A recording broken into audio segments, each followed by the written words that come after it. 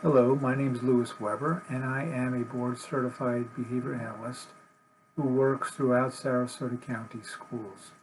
In this segment, I wanted to talk about ways that you can support your child's verbal development. That is, a child who may not be particularly vocal or not vocal at all, but you can still support a lot of growth in their verbal repertoires, their verbal skills. And the way I wanted to present that is in terms of the daily experience at home. There are so many opportunities that you have to support verbal development, even if it's not what we normally think of as verbal in the sense of being vocal. There is a very important development that has happened over the last 20 years in the study of verbal behavior, and that is in terms of the listener. And we all have a pretty good idea that verbal behavior is spoken or maybe written, but there's a big part of the analysis of verbal behavior, that is language, that reflects the behavior of the listener. We can refer to that as receptive behavior, for example. Now, there are several, if not many, students at Oak Park who are on the spectrum somewhere, who are not particularly vocal, but yet these students can respond in fairly sophisticated ways to parents' and teachers' requests.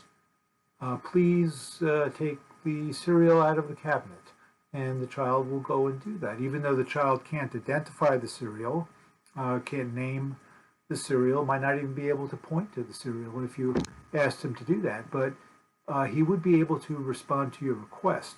Now, from an analysis of verbal behavior, that is a very significant skill, and it's one that we often overlook. So throughout the day, there are so many opportunities for you to teach or extend your son's or daughter's verbal skills in terms of their ability to receive instructions, which is only a short distance away from a really important topic of cooperation. So when we teach this kind of verbal skill of receptive communication, we're also teaching the communication skill that is a component of cooperation. And all parents and all teachers like children to cooperate, of course, and with each other. It's a natural social skill, and we appreciate it when we see it. So when you ask a child who is on the spectrum, who might not be particularly vocal, and you ask them to get something, and they cooperate with that request, that's a very special skill, that receptive communication. So it's one that we want to expand.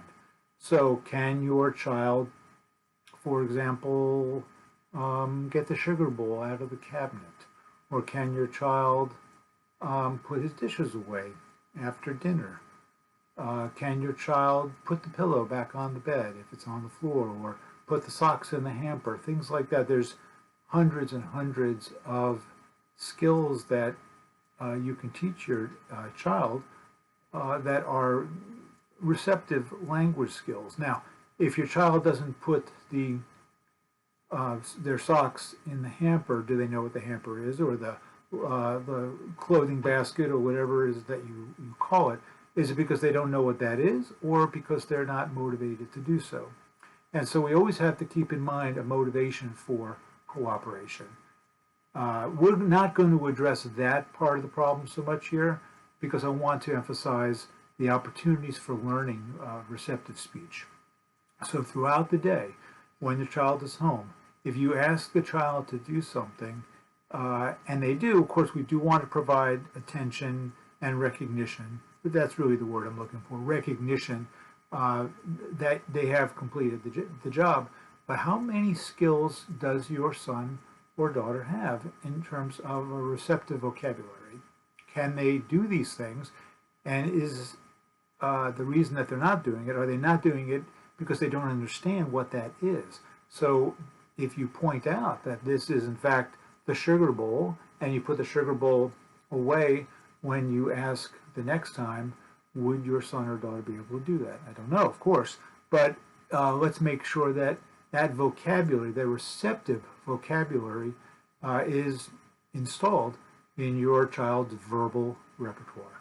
And so that gives us lots of opportunities throughout the day to teach a wide range of language content that is identified by the ability to cooperate with a request because the name of the thing is known.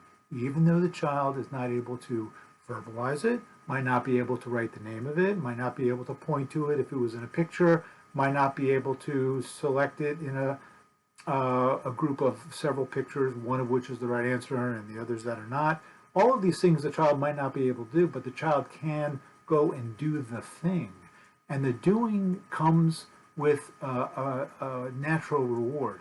If the child is able to take the sugar bowl out of the closet, then the child can put sugar into or on top of whatever he's eating or drinking, and then the drink becomes sweet. So the natural reward is built in.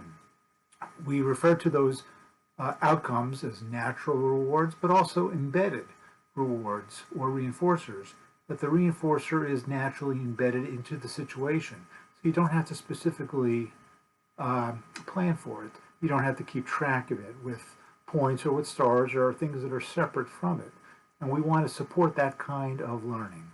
So that's the message. That's the little nugget of training that I wanted to convey, is to use receptive language and to expand on receptive language skills for your child who is not vocal, or at least has significant vocal deficiencies, challenges, the word I like to use instead. So I hope that gives you some ideas for ways to work on verbal behavior at home. Again, my name is Lewis Weber. Thanks for joining with me on this video.